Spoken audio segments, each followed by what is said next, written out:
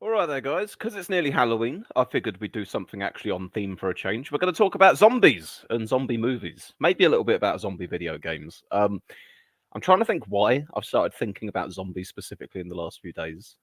It could be because it's Halloween coming up. That does make enough sense. I work with children, and some of them do, like, the little kids, and they do come up to you sometimes in the yard and say, "Can you be a monster? Can you be a zombie? Can you do you know be a scary thing to chase us?" Uh, Although I don't think their conception of what a zombie is maybe the same as ours when we're looking at zombie films. I don't think anyone quite that young has seen any of the Dawn of the Dead or anything like that. Um, but what age was I when I first saw a zombie film? I this By the way, for any of our younger audience here, this was back in the days of terrestrial TV, where I had a television in my room. It was a fairly sort of chunky cube, and it got 5 channels on it: BBC One, BBC Two, ITV, Channel 4, Channel 5. That was it. That was all I had to go for. Um, so occasionally I'd just be flicking through one of the 5 channels, and you'd encounter a film that was on, and maybe you'd only catch it halfway through, and you'd watch the second half of it, and then maybe 2 or 3 years later, you're flicking around and you see what appears to be the same film, and you go, "Oh, this was that film that was really good. Oh, I remember that. I'll watch the rest of it, or watch it again, or whatever." And Dawn of the Dead, Zack Schneider's 2004, was it 2004 film Dawn of the Dead? I think that was one of those. That for me was my sort of quintessential introduction to zombies.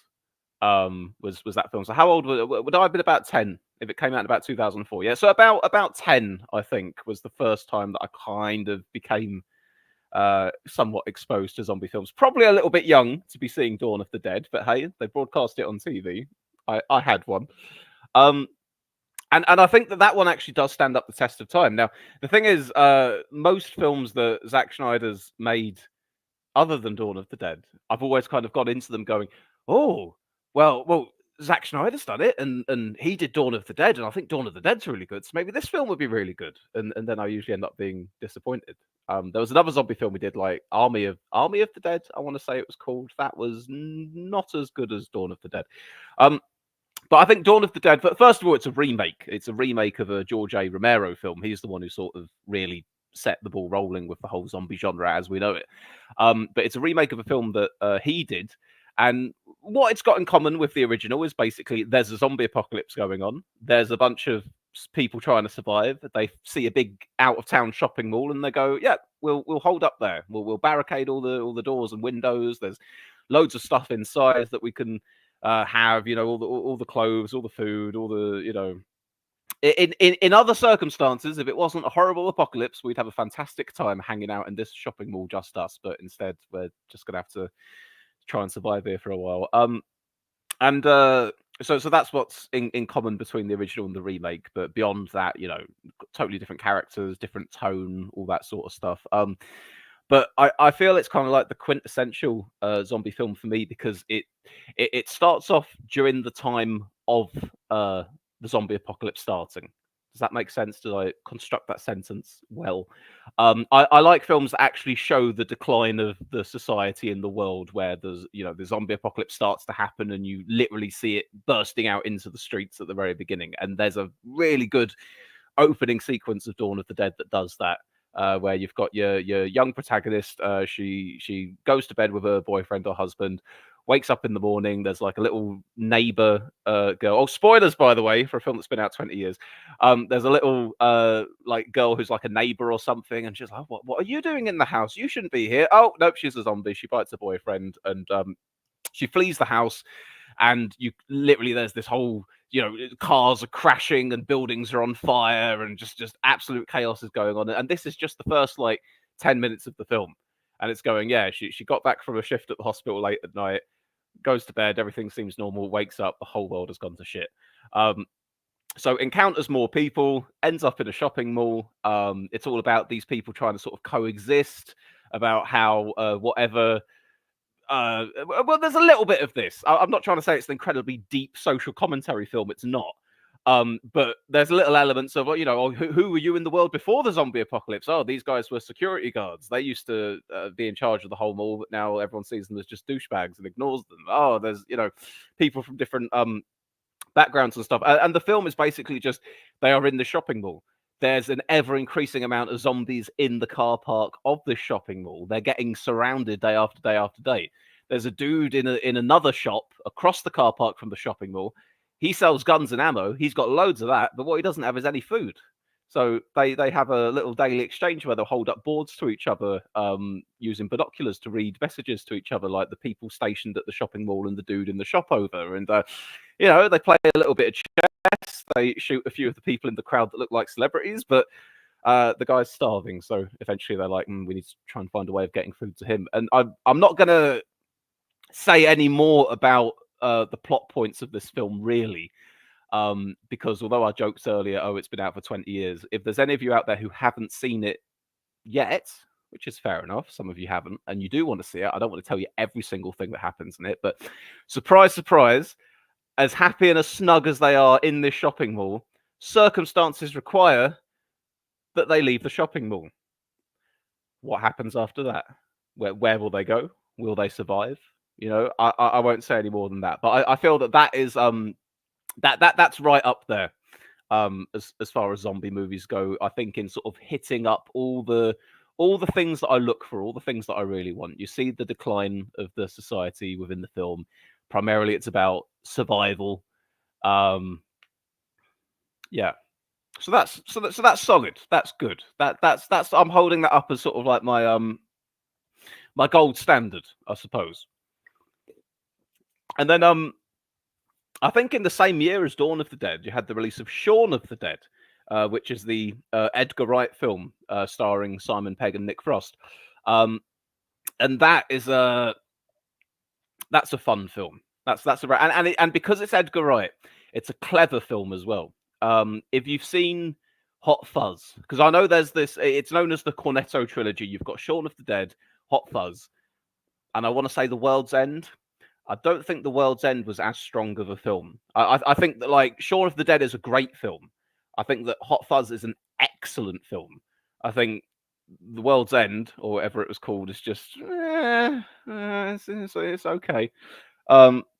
But what this has in common with Hot Fuzz is that it's got a lot of like the trademark Edgar Wright things. It will have like lines of dialogue and then callbacks to those lines of dialogue later on in the film, so it kind of rewards you for paying attention. But it's a guy who's not making much of his life, a bit of a dead end job, always wants to take his girlfriend to the same pub every night. Lives with a guy that he's known since uni who's just like a stoner. Not much is going on with his life. Goes to bed one night, wakes up in the morning. Oh, look, there's a zombie apocalypse happening. So it's similar in a sense to Dawn of the Dead, purely in that you begin by showing the normality of their life and then you show the zombie apocalypse emerging. But it's primarily a comedy film.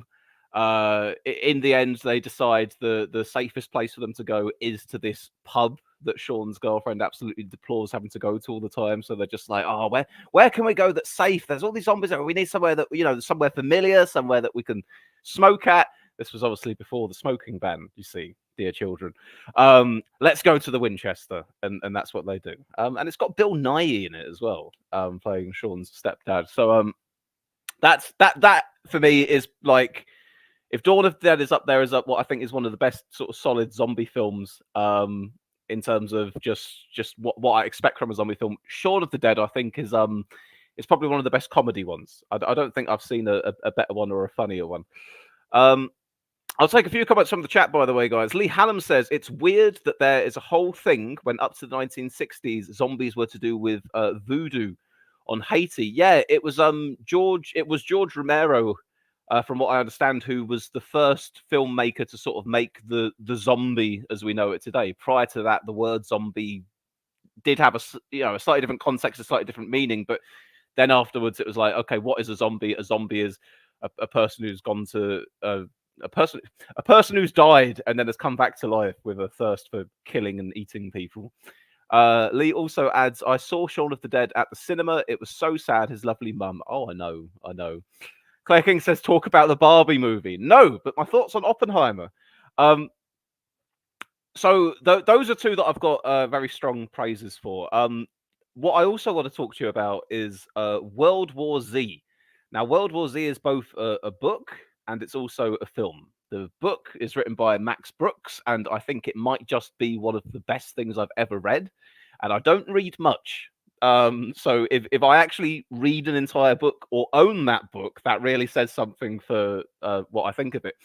The film, on the other hand, it's well, it stars Brad Pitt, and I should probably tell you about the book first. That makes enough sense, doesn't it? So, the book called World War Z is a collection of testimony and anecdotes and rememberings of the war against the undead.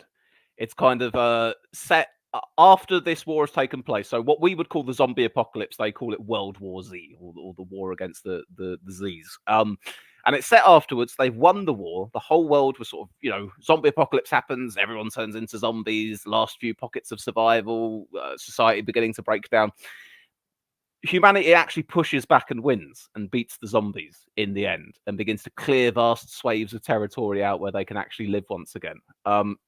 So it's quite different from most zombie media, really, where you have sort of a relatively positive outcome. But what's really interesting about it is this guy is like he's sort of compiling a sort of a fact-finding report about, well, how did things go wrong initially in the response to the zombie apocalypse breaking out? How were different people affected? What warnings were there that weren't heeded?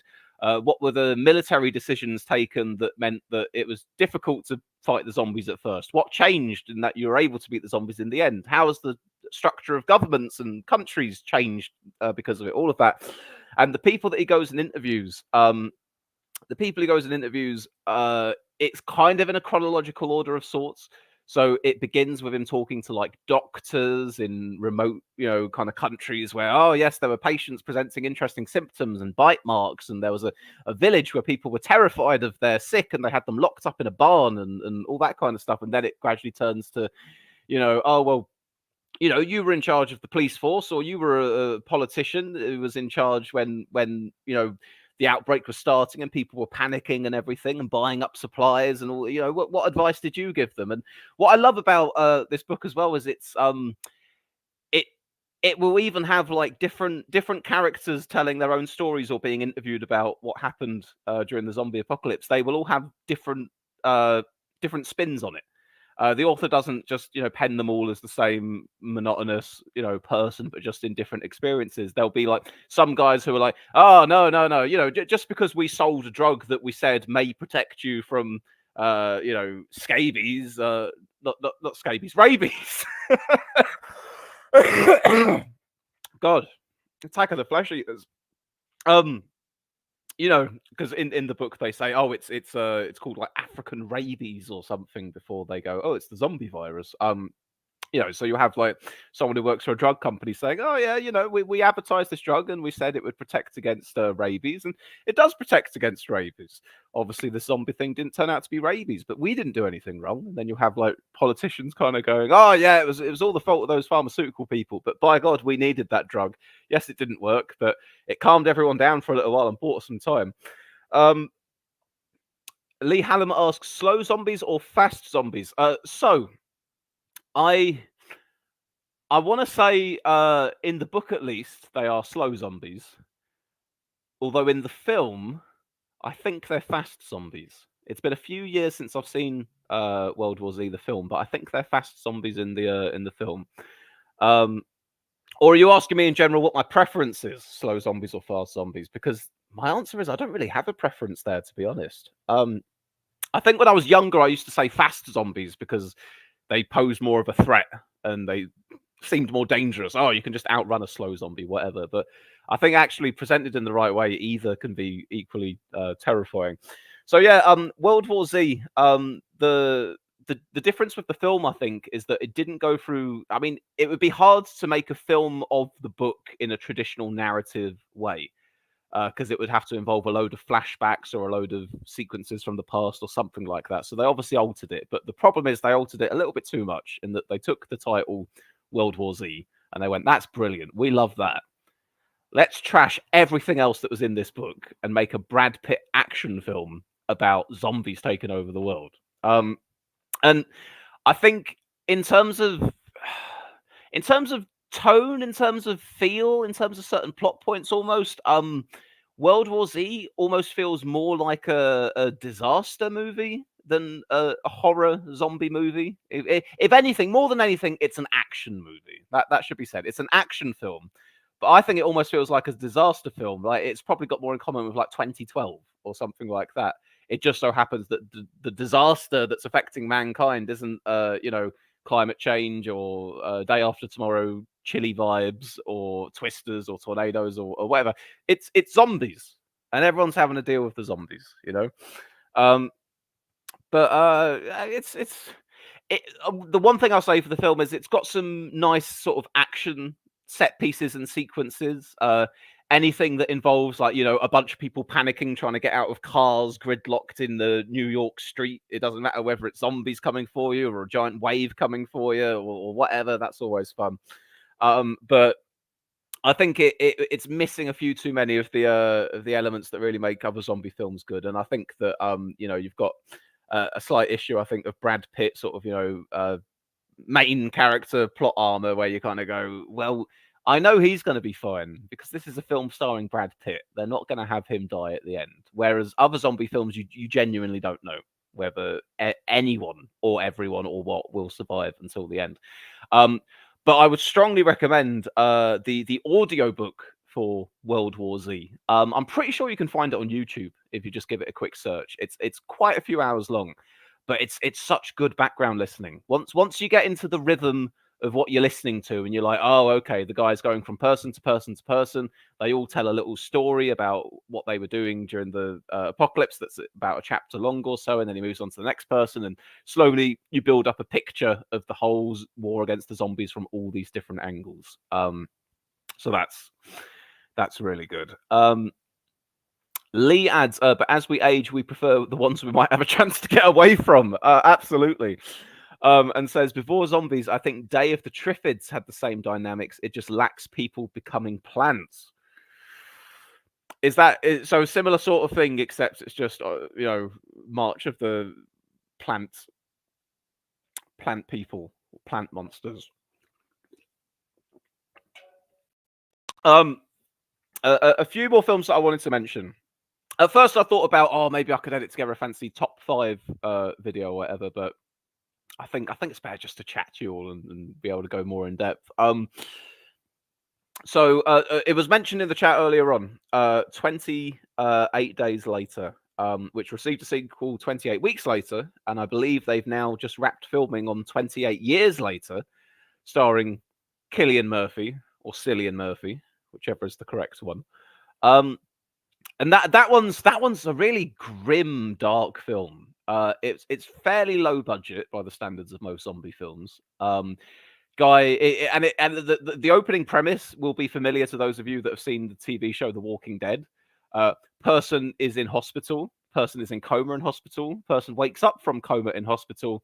Oh look, a zombie apocalypse happened. And he's sort of exploring abandoned London, and no one's around. There's just rubbish all over the floor, and there's this really eerie quality to it. Like, where on earth has everybody gone? Where are they all? Because everything is a ghost town. Finally stumbling into one or two buildings and going, oh, there's some people. Oh my god! And you suddenly, who you think of these people are these absolute, ravenous animals that are just chasing after you. There was sort of debate at the time whether it was a true zombie film, because zombie films were much slower. The zombies were much slower. This one made the distinction by saying, oh, well, it's not zombies per se. It's not necessarily the dead coming back to life. It's a virus from some monkeys, some angry monkeys that have made everyone angry and want to kill. But it's a similar enough premise. Whether they're fast or slow, whatever the origin is, it's regular human beings have been turned into mindless killing machines, and if they see you, they will pursue you until they get you. Um, and that's got Christopher Eccleston in it, pre Doctor Who as well. Later in the film, he gets together with a few guys. They eventually find like a military outpost at some mansion or estate, and Christopher Eccleston's in it, which actually Peter Capaldi was in World War Z as well. And the fun bit of trivia that everyone quotes about that one is that he would go on to become Doctor Who. And in the film, his role was credited as Who Doctor because he was a World Health Organization doctor. So there you go, some fun stuff there. Um, Lee Hatlam says people turning into plants. That's a film. Oh, there's all kind. I had the pleasure staying on theme with zombies to watch Zombievers a few years ago. I think I found it funnier than I was expecting. It was, it was not a good film, as you can imagine.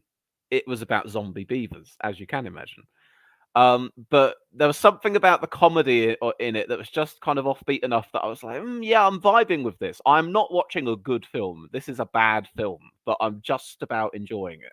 And it set me off on a bit of a vibe for a while of trying to track down more so bad they're good kind of films and coming out horribly disappointed and wasting much of my time. But I think Zombievers I didn't mind too much. It had shortcomings, but it was kind of funny. What was the other one that I was going to mention here? Right, Train to Busan as well. That is one of the more recent zombie films. Most of the ones I talk about came out in like early 2000s or whatever, but this one was I think 2010s. And if you've seen Snakes on a Plane, get ready for Zombies on a Train. But I think it's a more solid film than Snakes on a Plane, really. You've got I think it's a Korean film. You've got like Korean business dad, slightly estranged from daughter, doesn't spend enough time with daughter.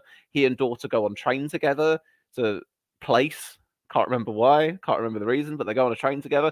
And who would have believed it? As the train sets off, there's a zombie apocalypse starting to happen. And lo and behold, the zombie apocalypse seems to be happening like back at the other end of the train, which has this really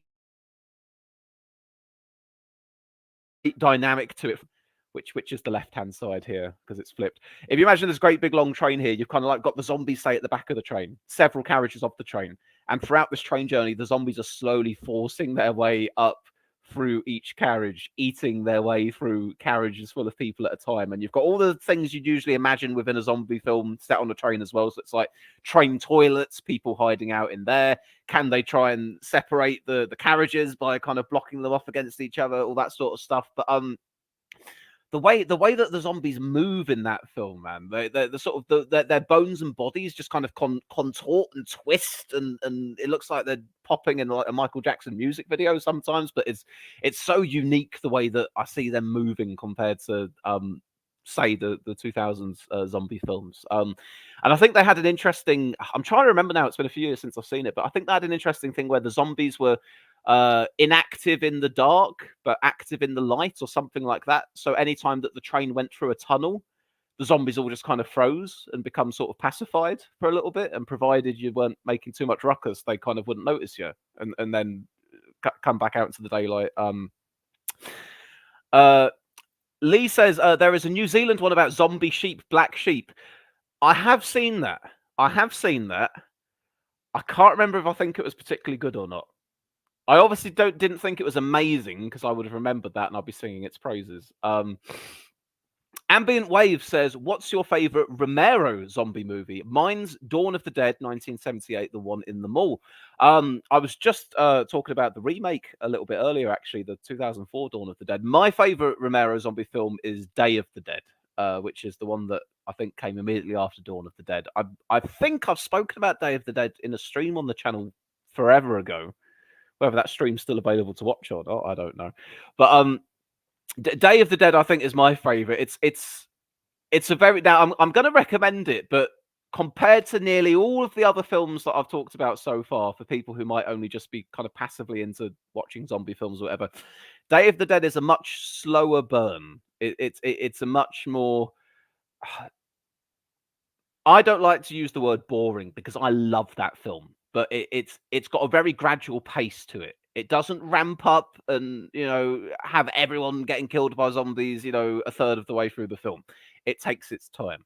but it's set in a world where the zombie apocalypse has kind of already happened, which kind of breaks my rule, actually, of what I think is the quintessential zombie film. But this one's an interesting study, I think, that the zombie apocalypse has already happened. You've got an underground bunker that's got some military people in, some scientists in it, a couple of civilians, and they were tasked with being there back when the government was still functioning and existing and could be contacted on the radio to do some research into just what the hell is the zombie virus, what can we do to reverse it, kind of thing.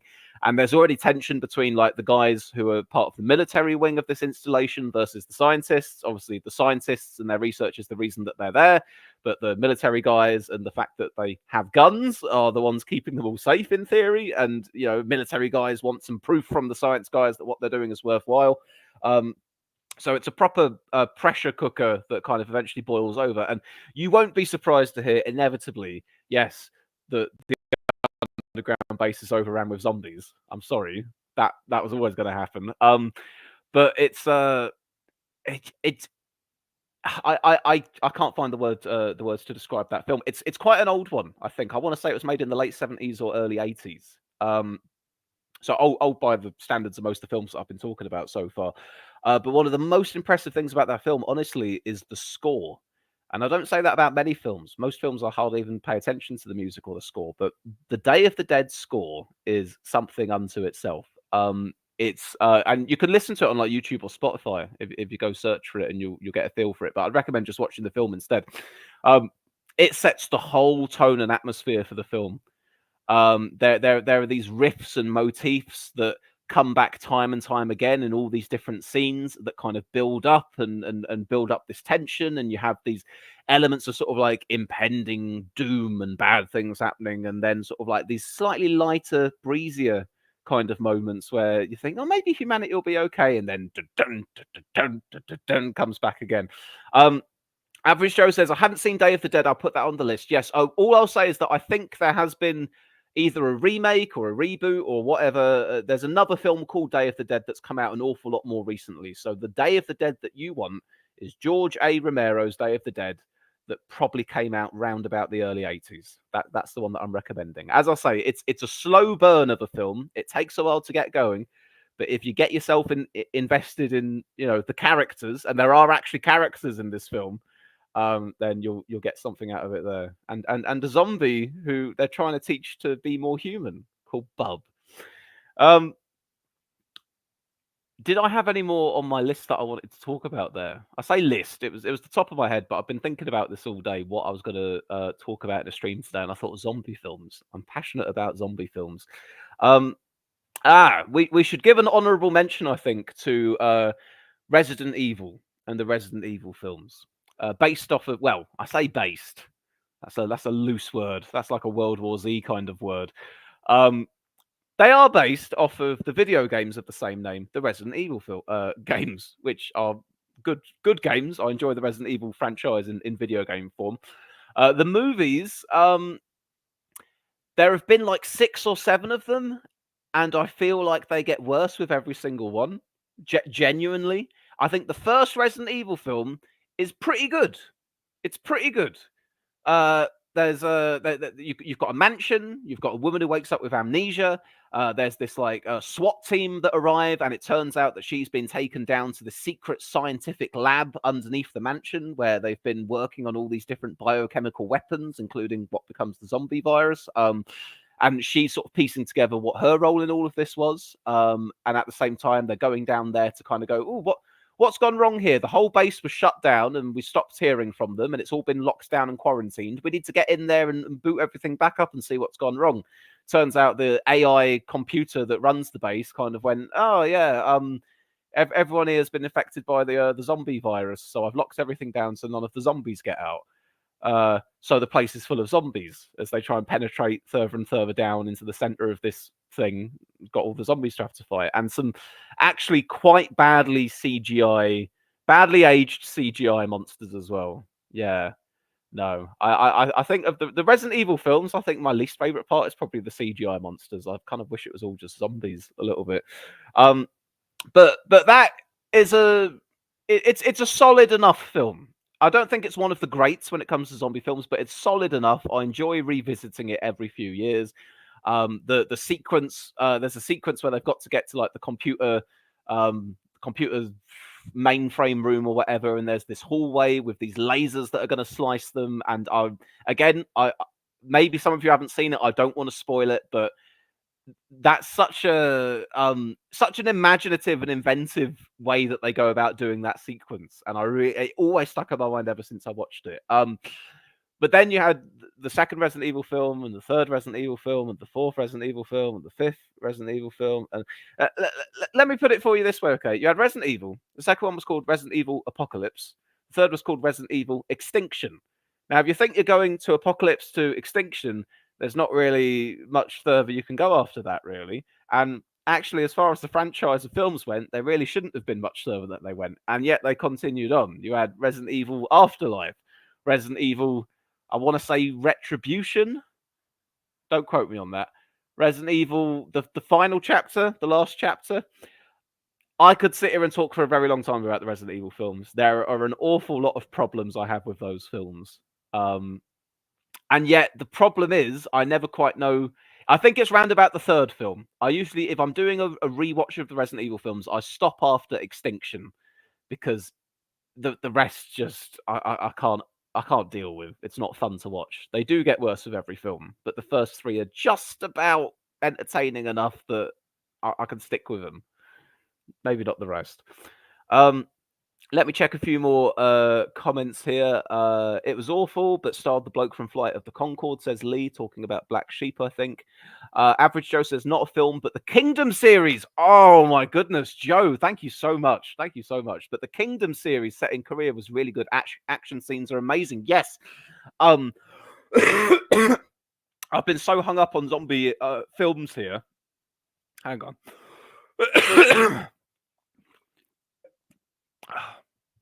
I've been so hung up on zombie films. This is a zombie TV series that absolutely deserves a mention.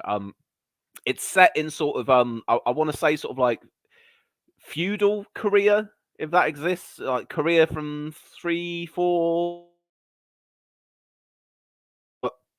people running around in sort of long gowns and like little wooden clog shoes, and they've got swords and hats with feathers in, and it's very much of that kind of period. And it's the only successful marriage I've seen of zombie horror and political conspiracy thriller meets zombie horror in feudal old-timey Korea. And it works. It works so good. It works so incredibly well. You know what? I'm not really going to say much more about Kingdom. I want to let some of you guys go see it for yourselves. But let me just say that it's one of these things that I will go and rewatch every few years because I enjoy it that much. Fantastic suggestion there from Joe, mentioning that one. Basically, it's a prince. A prince is no longer allowed to see his father. Everyone thinks his father is ill or dead, but no one's quite sure. And he's, on the one hand, trying to figure out what's going on with his dad, and his evil stepmom is kind of causing some problems for him there. On the other hand, there is beginning to be outbreaks of monsters, as they're called. Zombies, basically. People dying and then waking up again and then attacking people. And it seems that they come out at night, but then they go away during the day. There's other elements to that, which, again, I don't want to divulge too many more plot points or how the zombies work or what happens in the political thriller element of it. But all I can say is that you've got like the prince and his faithful sidekick guy who serves him, and they're roaming around the land trying to protect the citizens from this zombie apocalypse, and at the same time get to the bottom of what the hell's going on with his dad and the queen mother and all of this as well. But it's just such good action scenes, such good tension. It's a beautiful looking show as well. Yeah, can't recommend that one strongly enough. If I devoted so much time talking to about Resident Evil, go watch Kingdom. That's definitely worth it. Lee Hannum says, do you think the way zombies move were inspired by the old Mummy films? Dead people moaning, staggering, and arms out in front. Yeah, I assume so. I've got to admit, I'm saying this from the point of view of a person who hasn't seen a bunch of the old Mummy films, but I guess through like cultural osmosis, I'm kind of aware of the kind of thing. I guess so, yeah. If that was how it was portrayed before the sort of Romero zombies came along, that the dead people chasing you are just long stumbling kind of things, then that's how they ended up being. That's how they end up being similar to the mummies. That makes some sense to me. Average Joe says, I imagine Frankenstein was a big inspiration for zombies. Or Frankenstein's monster, as somebody always has to point out. I think as well, actually, Frankenstein, yeah, I think, Frankenstein was one of the first kind of horror genre titles, wasn't it? It was a book that came out 200 odd years ago, but I don't think horror or sci-fi, as we kind of know it, existed prior to Frankenstein. Maybe horror was the wrong word. Maybe it was science fiction I was thinking of, or sci-fi horror, if you get me. But definitely that was one of the early examples of like a guy using, modern technological means to lightning and electricity to bring back this monster, the stitched together dead person. But obviously, I guess like the idea, what color is Frankenstein? Green or whatever, the hue, the discoloration, that kind of element feeding into the zombies as well. So that you can see these sort of through lines, I suppose, culturally of what preceded the zombies as we know them today, whether it was like these Haitian voodoo victims or the mummies from Egypt. Why do I keep doing this? This is the influence of me working with children. The moment I'm trying to express a point, I'll act it out when I'm enthusiastic. Ooh, the mummies. Whether it's the mummies or Frankenstein for that matter. I think Dracula and Frankenstein were the OG monsters, says Average Joe. So there we are. That I want to say that's hit up all of the films that I wanted to talk about. I feel that inevitably I will finish the stream and then I'll go, oh no, that was one that I meant to mention. But yeah, you've got some recommendations from me, guys. If I've discussed these films in a positive light, it means that they are probably some of my favorite zombie films I've ever seen. I've remembered the one I forgot to talk about. I want to say it's called Planet Terror. I think I've got that right. Planet Terror. It wasn't directed by Quentin Tarantino, but I think maybe it was either written or produced by Quentin Tarantino. It's got some Tarantino involvement in it, and it's part of like a double feature of films called, is it like Grindhouse? I can't remember if both of them together were called Grindhouse or whether the other one was called Grindhouse, but it's supposed to be sort of like a throwback to older kind of low budget movies that you could just go pay and see in an American cinema, and it'll be kind of B movie stuff with lots of gore and a bit of schlock and all that sort of thing. And Planet Terror is a film that it's very aware of what it is. It's very deliberately a B movie. Everything about it is very deliberately a B movie. But it knows that, and it's doing it on purpose. So if you're in on the joke with the film, you can really enjoy the film. If you're going in sort of expecting something else, then you're going to be like, well, what the fuck is this thing? But if you go in going, oh, okay, all of these characters are over the top and ridiculous, but they all act as if they're all incredibly serious, I'm on board with what this film is doing. And it's got Bruce Willis in it. And they don't even... Bruce Willis is scarcely more than a cameo. I think he's in 3 scenes, something like that of the film. And yet he plays a fairly pivotal character in it regardless. But that's just the sort of the randomness of this thing, that it's got freaking Bruce Willis in it. What's he doing in this film? I found myself asking quite a few times watching it, actually. Bruce, what are you doing in this film? But yeah, I'm trying to remember what... because it wasn't like a traditional zombie film. There was something different about it. But I'm trying to remember what it was, and I'm struggling a little bit. But anyway, yeah, I only saw that for the first time like a year or two ago. And I've not watched it again since. Partly because I actually enjoyed it so much. I thought, I need to give myself a break before I go and watch it again. So yeah, Planet Terror. If you're looking for something a little bit different and something more in sort of the comedy zombie movie kind of vein, then Planet Terror may be your thing after Shaun of the Dead. Average Joe says 28 Days Later movie is middle of the road for me. Started off great, but went downhill towards the end. I can see why you say that. Because it's certainly in its premise. You know, waking up from the hospital, discovering the city, everything's abandoned, people trying to survive, blah blah blah. It's very, very tight in the first half.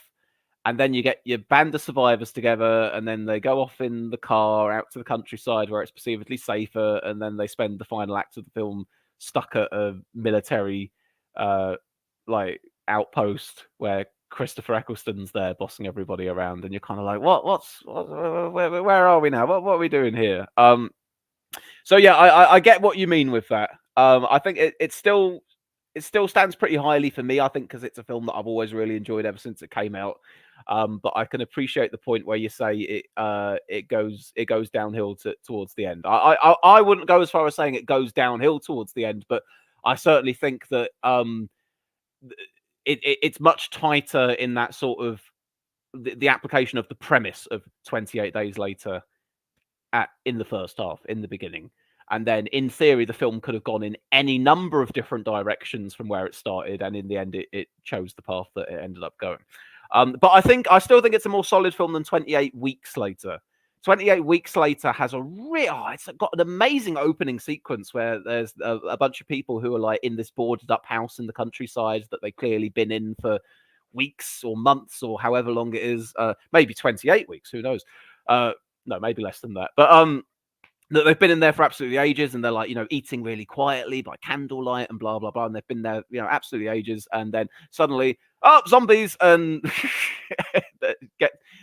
dude gets chased halfway across a farm, and it's such an amazing sequence. Actually, you see all these zombies. He's running in a straight line, and you see all these zombies starting to appear over the hill on the horizon.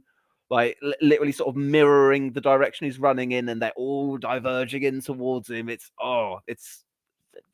such gorgeous food for your eyes, that is. But yeah, the rest of 28 Weeks Later, I rewatched that one more recently, and I think my takeaway was it wasn't as bad as I remembered it being. I think that when I first saw 28 Weeks Later after 28 Days, I was really disappointed because I didn't think it was as good as 28 Days. Having watched it again more recently, kind of coming into it knowing that it's not as good as 28 Days, I was like, oh yeah, it's all right. It's serviceable. But I think the thing is when you hear me do the slightly high voice kind of, oh yeah, that means that I'm straining to be positive about it, I suppose. But I am looking forward to seeing 28 Years Later. I will absolutely give that a watch when it comes out because I'm keen to see what they end up doing with it. All right then, guys, that is going to be me. I'm going to head off now. I'm pleased that we've had some quality time together to chat about these zombie movies. And what I'd really like you to do is if you end up watching any of the films that I've talked about here that you hadn't previously seen, come back to the video, leave me a comment what you thought about the film. Whether you agreed or disagreed with any of the points I had about it, that would be interesting to hear. And finally, last one I'll read here. Claire King says, a good Resident Evil film. When did those happen? Ho ho ho ho ho ho ho ho ho. Catch you later, guys.